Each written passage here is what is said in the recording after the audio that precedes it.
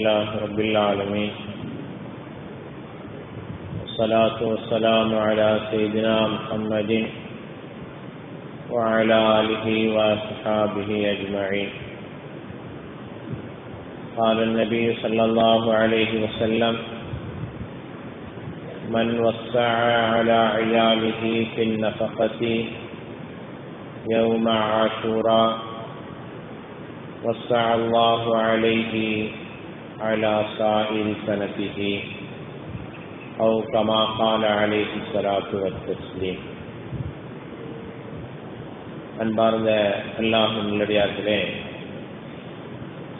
அல்லாஹ்வின் தூதர் முஹம்மது ரசூலுல்லாஹி ஸல்லல்லாஹு அலைஹி வஸல்லம் அவர்கள் ஒவ்வொரு நாளும் முஸ்லிம்களாக முஃமின்களாக இருப்பவர்கள் செய்ய வேண்டிய அமல்களை, இபாதத்துக்களை பல்வேறு ஹதீஸ்களின் வாயிலாக போதித்திருக்கிறார்கள். அந்த வரிசையில் இப்போது நாம் வீற்றிருக்கக்கூடிய இன்றைய தினம் ஆஷூரா என்று சொல்லப்படக்கூடிய முஹர்ரம் மாதத்தினுடைய 10ஆம் நாளாகும். இந்த நாளிலே செய்ய வேண்டிய பல்வேறு இபாதத்துக்கள் அல்லாஹ்வின் தூதர் முஹம்மது ரசூலுல்லாஹி ஸல்லல்லாஹு அலைஹி வஸல்லம் அவர்களின் மூலமாக போதிக்கப்பட்டிருக்கிறது. அந்த இபாதத்துக்களை நாம் முறையாக செய்கிற போது ரப்புல் ஆலமீன் ஏராளமான பாக்கியங்களை இந்த உலகத்திலும் வழங்குகிறான், மறுமையிலும் வழங்குகிறான் என்பதுதான் யதார்த்தமான உண்மையாகும். அல்லாஹ்வின் தூதர் ஸல்லல்லாஹு அலைஹி வஸல்லம் சொல்கிறார்கள்: மன் வஸ்ஸஅ அலா இயாலிஹி ஃபின் நஃபகதி யௌம ஆஷூரா. எந்த ஒரு மனிதர் முஹர்ரம் மாதத்தினுடைய 10ஆம் நாள் தன்னுடைய குடும்பத்திற்காக தாராளமாக விசாலமாக செலவு செய்கிறாரோ அவருக்கு ரப்புல் ஆலமீன் வஸ்ஸஅ அல்லாஹு அலைஹி அலா சாயிரி சனதிஹி, ஆண்டு முழுக்க அவருடைய பொருளாதாரத்திலே அல்லாஹ் பரக்கத் செய்கிறான் என்று அல்லாஹ்வின் தூதர் ஸல்லல்லாஹு அலைஹி வஸல்லம் சொல்கிறார். பொதுவாகவே குடும்ப செலவினங்களுக்காக சஞ்சத்தனம் செய்யாமலும் அதே நேரத்திலே வீண் விரயம் இல்லாமலும் தாராளமாக செலவு செய்வது ஒவ்வொரு குடும்ப தலைவனுடைய கடமையாகும்.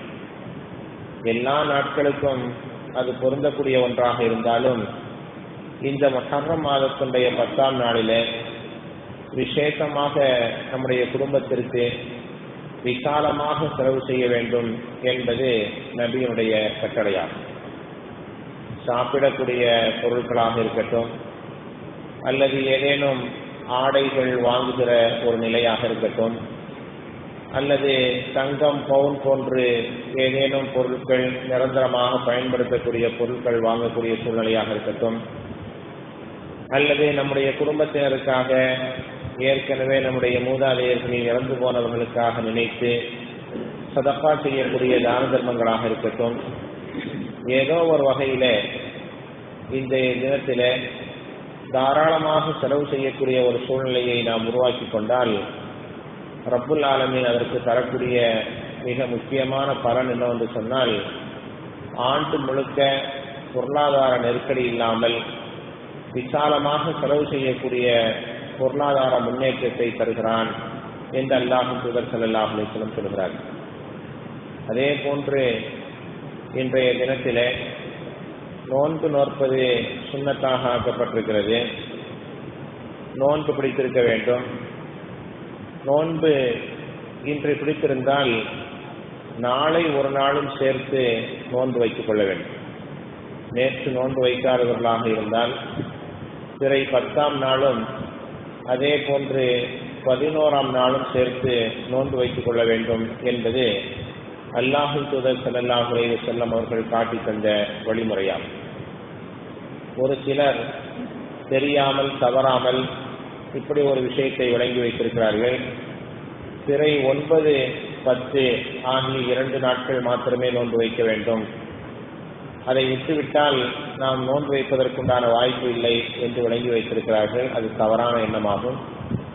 9, 10 வைக்க முடியாதவர்கள் இன்றைய தினம் 10 வைத்திருந்தால் நாளைய ஒரு தினமும் சேர்த்து வைக்க வேண்டும் என்பது அல்லாஹ்வின் தூதர் ஸல்லல்லாஹு அலைஹி வஸல்லம் சொல்லித் தந்த கட்டளையாகும். ஹஜ்ரத் ரசூலுல்லாஹி ஸல்லல்லாஹு அலைஹி வஸல்லம் சொல்கிறார்கள், சூமு யௌம ஆஷூரா, ஆஷூரா நாளிலே, முஹர்ரம் மாதத்தினுடைய 10ஆம் நாளிலே நீங்கள் நோன்பு வையுங்கள். சாலிகு ஃபீஹி அல் யஹூத், அதிலே யூதர்களுக்கு மாற்றம் செய்யுங்கள். சூமு யௌமன் கப்லஹு அவ் பஅதஹு, மாற்றம் செய்யுங்கள் என்றால் என்ன பொருள்? சூமு யௌமன் கப்லஹு, அந்த 10ஆம் நாளுக்கு முந்தைய ஒரு நாள் நோன்பு வைத்துக் கொள்ளுங்கள்.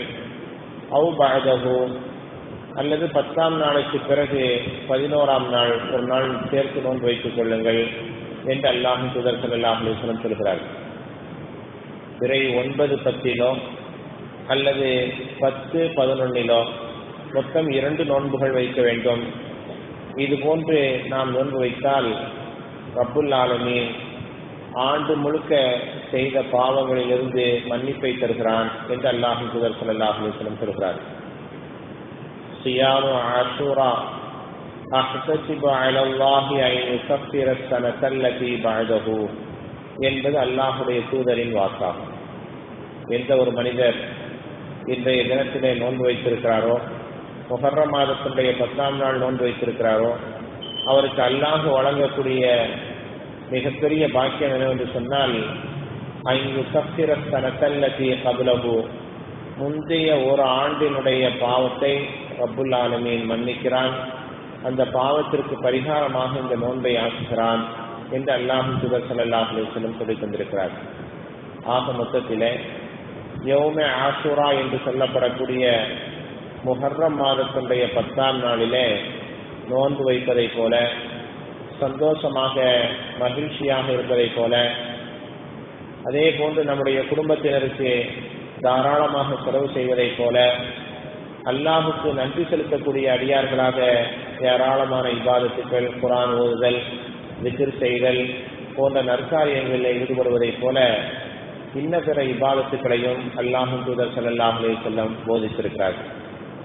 எந்த நாளிலும் ஆஷூரா என்று இல்லாமல் வருடத்தினுடைய எல்லா நாட்களிலும் அல்லாஹ்வின் தூதர் ஸல்லல்லாஹு அலைஹி வஸல்லம் போதித்து தந்திருக்கக்கூடிய பல்வேறு அமல்கள், இபாதத்துக்கள் ஹதீஸ் நூல்களிலே பதிவாகி இருக்கிறது. அவைகளையெல்லாம் முறையாக தெரிந்து அவ்வப்போது அந்த இபாதத்துக்களிலே ஈடுபடக்கூடிய நல்ல பாக்கியத்தை ரப்புல் ஆலமீன் நமக்கும் உலக முஸ்லிம்களுக்கும் தந்தருவானாக. சுப்ஹானல்லாஹி வபிஹம்திஹி, சுப்ஹானக்கல்லாஹும்ம வபிஹம்திக, அஷ்ஹது அன் லா இலாஹ இல்லா அன்த, அஸ்தக்ஃபிருக வ அத்தூபு இலைக்.